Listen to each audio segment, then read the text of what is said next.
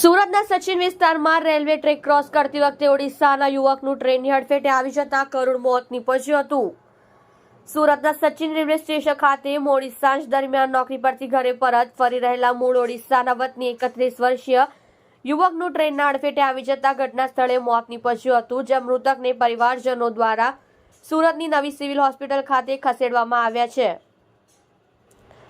મૃતકની સંતાનમાં 2 દીકરી છે। મૃતક છેલ્લા 15 વર્ષથી સુરતમાં રહે છે। મૃતક સચિન જીઆઈડીસી ખાતે આવેલ લુમ્મસના ખાતામાં કામ કરી પરિવારજનનું ગુજરાન ચલાવતો હતો, જે મૃતકના મોતના પગલે પરિવારમાં પણ એક શોકનો માહોલ છવાયો। તમે જોઈ રહ્યા છો કેપી ન્યૂઝ ચેનલ રાહિલ શેખની સાથે।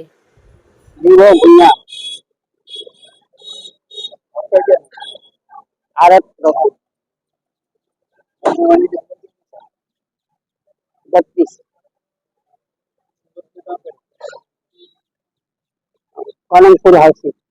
क्या काम इंग्लिश लाइन। कितने सालों से वो 15 साल होगा। शादी हो गई? बच्चे की 2 व्यक्ति यूपी का भी है। उड़ीसा का। उनका जो मरने वाले का नाम क्या है पूरा बताओ। पूरा नाम बोला ना। नहीं, मरने वाले मरने वाला का नाम है राजीव भूया। यहाँ पे सूरत में कौन सी जगह पे? पालनपुर हाउसिंग। आप इनके कौन है? हाँ? आप इनके कौन है? जीजा जीजा मैं करता हूँ जीजा। जीजा।